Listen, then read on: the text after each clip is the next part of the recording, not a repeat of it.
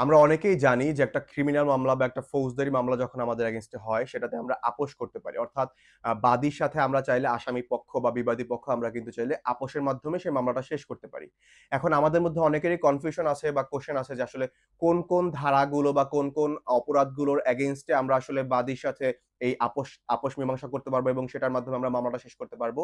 এই ব্যাপারটাকে ক্লিয়ার করার জন্য আমার আজকের ভিডিও করা।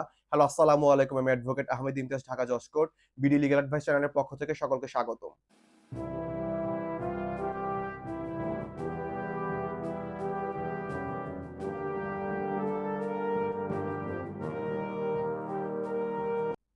তো আজকে যে ব্যাপারটা নিয়ে আলোচনা করব এটা খুবই গুরুত্বপূর্ণ একটা ব্যাপার। আমাদের আশেপাশে আমরা অনেককেই এই ব্যাপারটা নিয়ে ডিল করতে দেখি বা অনেকের এই ব্যাপারটার সম্মুখীন হতে দেখি।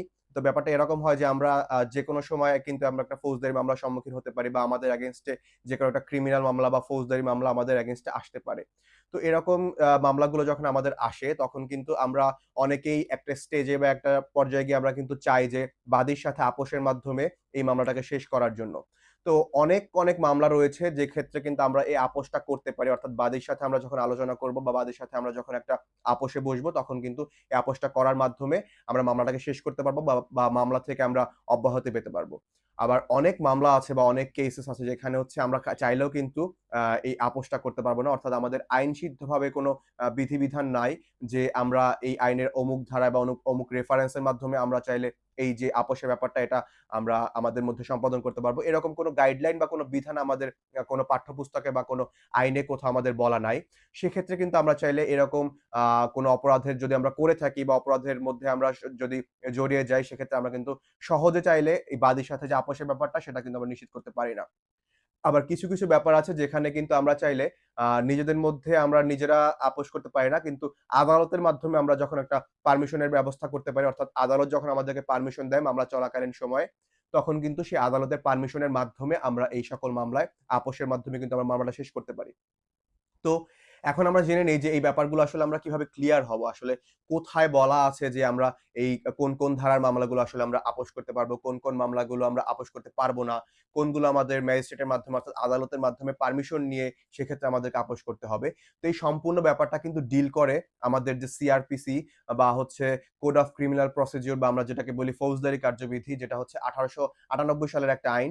এই আইনে কিন্তু একটা তফসিল রয়েছে বা শিডিউল বলি আমরা অনেকে। তো এটার 2nd শিডিউল বা হচ্ছে ২য় তফসিলে কিন্তু এই যে ব্যাপারগুলো আ কোন ধারার মামলাগুলো অর্থাৎ আমাদের দণ্ডবিধি অনুযায়ী যে ধারাগুলো আসে, সাধারণত আমাদের যে ফৌজদারি কার্যবিধি সেটা হচ্ছে দণ্ডবিধির যে সকল ধারাগুলো রয়েছে সেগুলো নিয়েই মোটামুটি ডিল করে থাকে অধিকাংশ ক্ষেত্রে। তো এই দণ্ডবিধির কোন ধারায় আমরা অপরাধ করলে সেই ধারাগুলোতে আসলে আমরা সহজে চাইলে আপোস করতে পারবো সেই বিধানগুলো কিন্তু এই আমাদের যে শিডিউল 2 বা তফসিল ২ আ এখানে বলা আছে। এখানে ৬ নম্বর কলামে কিন্তু স্পেসিফিক্যালি বলা আছে যে আমরা কোন ধারাগুলো আসলে আপোস করতে পারবো, কোন ধারাগুলো আসলে নিজেদের মধ্যে আপোস করা যাবে, কোন ধারাগুলো আসলে ম্যাজিস্ট্রেটের পারমিশনের মাধ্যমে আমরা আপোস করতে পারবো। সেইটা কিন্তু আমাদের যে এই শিডিউল আ 2 বা তফসিল ২ এর যে কলাম ৬ সেখানে উল্লেখ করা আছে। যেমন আমি কয়েকটা উদাহরণ দিলে আপনারা ক্লিয়ার হতে পারবেন। আ যদি আমি বলি যে কোন ধারাগুলো আসলে আদালতের পারমিশন ছাড়াই আপনি হচ্ছে নিজেদের মধ্যে বাদী-বিবাদী আ কোর্টের বাইরে বসে নিজেদের মধ্যে আপোস করে আসলে শেষ করতে পারবেন বা আপোস করতে পারবেন। সেরকম যদি আমি ২ টা ধারার উদাহরণ দিতে যাই সেক্ষেত্রে আমরা দেখতে পাই যে আমাদের দণ্ডবিধির যে ৩৪১ ধারা, ৩৪২ ধারা, কাউকে যদি কেউ অবৈধভাবে আটক করে রাখে বা কাউকে বাধা প্রদান করে, এরকম যদি ব্যাপার হয় সেক্ষেত্রে কিন্তু আপনারা চাইলে কোর্টের বাইরে আপনারা আপোস করতে পারবেন নিজেদের মধ্যে।